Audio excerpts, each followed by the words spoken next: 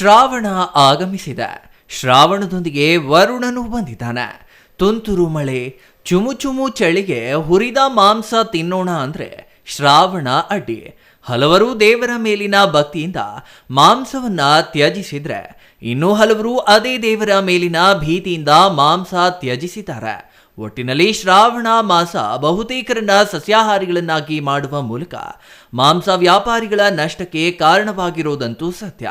ಶ್ರಾವಣ ಮಾಸದಲ್ಲಿ ಕುರಿ, ಕೋಳಿ ಸೇರಿದಂತೆ ಮಾಂಸಾಹಾರ ತಿನ್ನಬಾರದೆನ್ನುವ ಧಾರ್ಮಿಕ ನಂಬಿಕೆ ಹಿನ್ನೆಲೆ ಮಾರುಕಟ್ಟೆಯಲ್ಲಿ ಚಿಕನ್, ಮಟನ್ ಸೇರಿದಂತೆ ಹಂದಿ ಮಾಂಸಕ್ಕೂ ಬೇಡಿಕೆ ಕಡಿಮೆಯಾಗಿದೆ.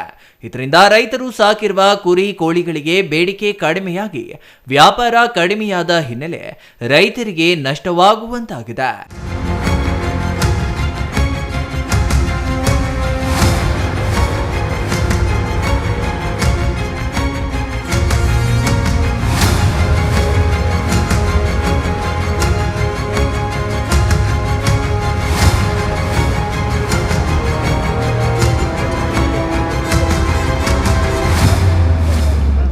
ಶ್ರಾವಣ ಮಾಸ ಬಂದ್ರೆ ಮದುವೆ, ಗೃಹ ಪ್ರವೇಶ ಸೇರಿದಂತೆ ಶುಭ ಕಾರ್ಯಗಳು ಆರಂಭವಾಗುತ್ತವೆ.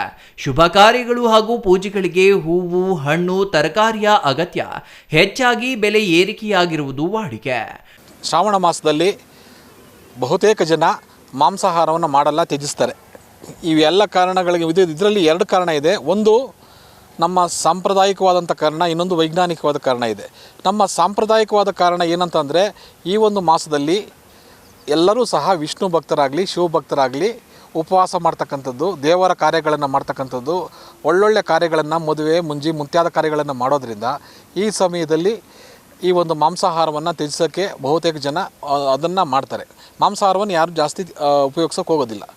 ವೈಜ್ಞಾನಿಕವಾದ ರೀಸನ್ ಏನಂತ ನಾವು ಹೇಳೋದಾದರೆ, ಈ ಒಂದು ಸಮಯದಲ್ಲಿ ಪ್ರಾಣಿಗಳು ತಮ್ಮ ಸಂತಾನೋತ್ಪತ್ತಿ ಮಾಡ್ತಕ್ಕಂಥ ಸಮಯ. ಅದಕ್ಕೋಸ್ಕರ ಆ ಸಮಯದಲ್ಲಿ ನಾವು ಪ್ರಾಣಿಗಳನ್ನು ನಮ್ಮ ಆಹಾರಕ್ಕಾಗಿ ಉಪಯೋಗಿಸೋದ್ರಿಂದ ಪ್ರಾಣಿಗಳ ಸಂತತಿ ಬೆಳೆಯೋದ್ರಿಂದ ಪ್ರಾಣಿಗಳ ಸಂತತಿ ನಾಶ ಆಗುತ್ತೆ ಅಂತ ನಮ್ಮ ಹಿರಿಯರು ಈ ಒಂದು ಸಮಯದಲ್ಲಿ, ಈ ಒಂದು ಶ್ರಾವಣ ಮಾಸದಲ್ಲಿ ಮಾಂಸಾಹಾರ ಮಾಡಬೇಡಿ ಅನ್ನೋದ್ರಿಂದ ಒಂದು ಆಚರಣೆಯಾಗಿ ಮುಂಚೆಯಿಂದ ತಂದಿದ್ದಾರೆ. ಮತ್ತು ಈ ಮೀನುಗಳು ಸಹ ಅಷ್ಟೇ, ಸಮುದ್ರದಲ್ಲಿ ತನ್ನ ಸಂತಾನೋತ್ಪತ್ತಿ ಮಾಡ್ತಕ್ಕಂಥ ಸಮಯ ಆಗಿರೋದ್ರಿಂದ ಮೀನುಗಳಿಗೂ ಸಹ ತೊಂದರೆ ಆಗಬಾರ್ದು. ಸಂತಾನೋತ್ಪತ್ತಿ ಎಷ್ಟು ಅಭಿವೃದ್ಧಿ ಆಗುತ್ತೋ ಅಷ್ಟು ಆಹಾರ ಜನಗಳಿಗೆ ಮುಂದೆ ಅನುಕೂಲ ಆಗುತ್ತೆ ಅನ್ನೋ ಒಂದು ಕಾರಣದಿಂದ ಈ ಒಂದು ಶ್ರಾವಣ ಮಾಸದಲ್ಲಿ ಪ್ರಾಣಿಗಳಿಗೆ ನಾವು ಬಲಿಯನ್ನು ಕೊಡೋದಿಲ್ಲ. ಎರಡನೇದು ಏನಂತ ಅಂದರೆ, ಈ ಒಂದು ಶ್ರಾವಣ ಮಾಸದಲ್ಲಿ ಅತಿ ಹೆಚ್ಚು ಥಂಡಿ, ಮಳೆ ಇರೋದ್ರಿಂದ ನಮಗೆ ಜೀರ್ಣ ಮಾಡ್ತಕ್ಕಂಥ ಶಕ್ತಿ ಕೂಡ ನಮ್ಮ ದೇಹದಲ್ಲಿ ಕಡಿಮೆ ಇರುತ್ತೆ. ರೋಗ ನಿರೋಧಕ ಶಕ್ತಿಯೂ ಕೂಡ ಕಡಿಮೆ ಇರೋದ್ರಿಂದ ಅನೇಕ ರೋಗಗಳಿಗೆ ತುತ್ತಾಗೋ ಕಾರಣದಿಂದ ಹಾಗೂ ಮಾಂಸವನ್ನು ಇಡೋದ್ರಿಂದ ಈ ಒಂದು ಥಂಡಿಯಿಂದ ಅನೇಕ ಬ್ಯಾಕ್ಟೀರಿಯಾಗಳು ಅದಕ್ಕೆ ಇನ್ಫಿಲ್ಟ್ರೇಟ್ ಆಗಿ ಅನೇಕ ರೋಗಗಳು ಬರೋ ಕಾರಣದಿಂದ ನಮ್ಮ ಹಿರಿಯರು ಮುಂಚೆಯಿಂದನೂ ಆಚರಣೆಯಾಗಿ ಶ್ರಾವಣ ಮಾಸದಲ್ಲಿ ಈ ಒಂದು ವೈಜ್ಞಾನಿಕವಾಗಿ ನಾವು ಹೇಳೋದಾದರೆ ಈ ಎಲ್ಲ ಕಾರಣಗಳಿಂದ ಈ ಒಂದು ಶ್ರಾವಣ ಮಾಸದಲ್ಲಿ ಮಾಂಸಾಹಾರವನ್ನು ಯಾರೂ ಮಾಡೋದಿಲ್ಲ. ಆದರೆ ಮತ್ತೊಂದೆಡೆ ಅದೇ ಶ್ರಾವಣ ಮಾಸದಲ್ಲಿ ವಿಷ್ಣು ಭಕ್ತರು ಮಾಂಸಾಹಾರ ತ್ಯಜಿಸುವುದರಿಂದ ಕುರಿ, ಕೋಳಿಗಳ ಬೇಡಿಕೆ ಕಡಿಮೆಯಾಗಿ ಮಾರುಕಟ್ಟೆಯಲ್ಲಿ ಮಾಂಸದ ವಹಿವಾಟು ಗಣನೀಯವಾಗಿ ತಗ್ಗಿದೆ. ಇದರಿಂದ ರೈತರು ಸಾಕಿದ ಕುರಿ, ಕೋಳಿಗಳಿಗೆ ಬೆಲೆ ಇಲ್ಲದಂತಾಗಿದೆ. ಸರ್, ವರ್ಷದಲ್ಲಿ ಈ ಕೆಲವರು ಶನಿವಾರದತ್ತು ನಾನ್ ವೆಜ್ ತಿನ್ನೋದಿಲ್ಲ. ಅದೇ ಇನ್ನು ಕೆಲವರು ಪ್ರತಿ ಸೋಮವಾರನೂ ಅವ್ರು ನಾನ್ ವೆಜ್ ತಿನ್ನೋದಿಲ್ಲ. ವರ್ಷದಲ್ಲಿ 2 ತಿಂಗಳು ಈ ಥರ ಎಫೆಕ್ಟ್ ಆಗುತ್ತೆ. ಯಾಕೆ ಅಂದರೆ, ಒಂದು ಶನಿವಾರ ತಿಂದೇ ಇರೋರೆಲ್ಲನೂ ಶ್ರಾವಣ ಮಾಸವನ್ನು ಈ ತಿಂಗಳಲ್ಲಿ ಆಚರಣೆ ಮಾಡ್ತಾರೆ. ಕಂಪ್ಲೀಟು ಮಾಂಸವನ್ನು ನಿಷೇಧ ಮಾಡ್ತಾರೆ ಅವರು, ಎಲ್ಲ ಹಿಂದೂಗಳೂ. ಅದರಲ್ಲಿ 90% ಇರ್ಬೋದು, ಇಂದು 10% ಹೇಳೋಕ್ಕಾಗೋದಿಲ್ಲ. ಇನ್ನು ಕೆಲವರು ಈ ಮಾಸದಲ್ಲಿ ತಿಂತಾರೆ. ಕಾರ್ತಿಕ ಮಾಸ ಒಂದು ಬರ್ತದೆ, ಆವಾಗ ಶಿವಭಕ್ತರು ಆಮೇಲೆ ಪ್ರತಿ ಸೋಮವಾರನೂ ವರ್ಷ ಪೂರ ಅವರು ನಾನ್ ವೆಜ್ ಉಪಯೋಗಿಸದೇ ಇರ್ತಂಥವರು ಇದು ಕಾರ್ತಿಕ ಮಾಸದಲ್ಲಿ 1 ತಿಂಗಳು ಅವರು ಕಂಪ್ಲೀಟು ತಿನ್ನೋದಿಲ್ಲ. ಅದರಿಂದ ಈ 2 ಮಾಸದಲ್ಲಿ, ವರ್ಷದಲ್ಲಿ ಶ್ರಾವಣ ಮಾಸ ಮತ್ತು ಕಾರ್ತಿಕ ಮಾಸದಲ್ಲಿ ಮಾಂಸದ ರೇಟ್ ಸರಿಯಾಗಿರ್ತದೆ. ಬಟ್ ನಮ್ಮ ರೈತರಿಗೆ ರೇಟ್ ಸಿಗೋದಿಲ್ಲ. ಮಾರ್ಕೆಟ್ನಲ್ಲಿ ತಂದರೆ ಕಮ್ಮಿ ರೇಟ್ ಕೇಳ್ತಾರೆ ಯಾರೋ ವ್ಯಾಪಾರಸ್ಥರು. ಆದ್ದರಿಂದ 2 ತಿಂಗಳು ನಮಗೆ ಈ ರೈತರಿಗೆ ತುಂಬ ತೊಂದರೆ ಆಗುವಂಥ ತಿಂಗಳು ಸರ್. ಈ 2 ತಿಂಗಳು ತುಂಬ ತೊಂದರೆ ಆಗುತ್ತೆ. 2 ತಿಂಗಳು ವರ್ಷದಲ್ಲಿ 2 ತಿಂಗಳು ಈ ಮಾರ್ಕೆಟ್ನಲ್ಲಿ ಕುರಿ, ಮೇಕೆ ಕೊಡೋರಿಗೆ ಬರೋ ರೈತರಿಗೆ ಯಾರಿಗೂ ಸರಿಯಾದ ದುಡ್ಡು ಕೊಡೋದಿಲ್ಲ, ಕಮ್ಮಿ ರೇಟ್ ಕೇಳ್ತಾರೆ.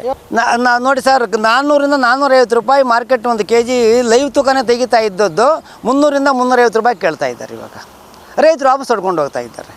ಕೊಡೋಕ್ಕಾಗೋದಿಲ್ಲ, ಗಿಟ್ಟೋದಿಲ್ಲ. ಅದು ಮಾಂಸದ ಕಮ್ಮಿ ಆದರೆ ಬೇಕಾದರೆ ಅದನ್ನು ಕೊಡೋಕ್ಕೆ ಸಿದ್ಧವಾಗೇ ಇದ್ದಾರೆ. ಅವರು 700-800 ರೂಪಾಯಿ ಅವ್ರು ಮಾರಿದ್ರೆ 300-250 300 ರೂಪಾಯಿಗೆ ಲೈವ್ ತೂಕ ಕೇಳಿದ್ರೆ ವ್ಯಾಪಾರಸ್ಥರು ಕೊಡೋಕ್ಕೆ ಯಾರು ರೈತರ ಮುಂದೆ ಬರ್ತದೆ, ತುಂಬ ಲಾಸ್ ಆಗುತ್ತೆ. ಅದರಿಂದ ಈ ಥರ ತೊಂದರೆ ಆಗಿದೆ ಸರ್ ರೈತರಿಗೆ. ದಕ್ಷಿಣ ಭಾರತದಲ್ಲಿ ಕುರಿ ಕೋಳಿಗಳ ಸಂತೆಗೆ ಖ್ಯಾತಿಯಾಗಿರುವ ಚಿಕ್ಕಬಳ್ಳಾಪುರ ತಾಲೂಕಿನ ಪೆರೇಸಂದ್ರದ ಕುರಿ ಸಂತೆಗೆ ರೈತರು ಕುರಿ ಕೋಳಿಗಳ ಜೊತೆ ಆಗಮಿಸಿದ್ರು, ವ್ಯಾಪಾರಸ್ಥರು ಆಗಮಿಸುತ್ತಿಲ್ಲ. ಶ್ರಾವಣ ಮಾಸವೆಂದು ಕುರಿ ಕೋಳಿಗಳನ್ನ ಅರ್ಧ ಬೆಲೆಗೆ ಕೇಳ್ತಿದ್ದಾರೆ. ಇದರಿಂದ ಕೆಲ ರೈತರು ಸಾಕಿದ ಕುರಿ ಕೋಳಿಗಳು ಮಾರಾಟವಾಗದೆ ವಾಪಸ್ಸು ಹೋಗುತ್ತಿದ್ದಾರೆ. ಆದರೆ ಇತ್ತ ಮಾರುಕಟ್ಟೆಯಲ್ಲಿ ಚಿಕನ್ ಮಟನ್ ಬೆಲೆಯಲ್ಲಿ ಕೊಂಚ ಕಡಿಮೆಯಾಗಿದೆ. ಶ್ರಾವಣ ಮಾಸ ಆಗಮಿಸಿ ಶುಭ ಕಾರ್ಯಗಳು ಆರಂಭವಾಗಿ ಹೂವು ಹಣ್ಣು ತರಕಾರಿಗಳಿಗೆ ಬೇಡಿಕೆ ಹೆಚ್ಚಾಗಿದ್ದು ಒಂದೆಡೆಯಾದರೆ ಮತ್ತೊಂದೆಡೆ ಕುರಿ ಕೋಳಿ ಸೇರಿದಂತೆ ಮಾಂಸಾಹಾರ ಬೇಡಿಕೆ ಕಡಿಮೆಯಾಗಿದೆ. ಇದರಿಂದ ಕುರಿ ಕೋಳಿ ಸಾಕಾಣಿಕೆದಾರರು ಯಾಕಾದರೂ ಶ್ರಾವಣ ಮಾಸ ಬಂತು ಎಂದು ಅವಲತ್ತುಕೊಂಡಿದ್ದಾರೆ. Thoudanahalli Ramesh, CTV news, Chikkaballapur.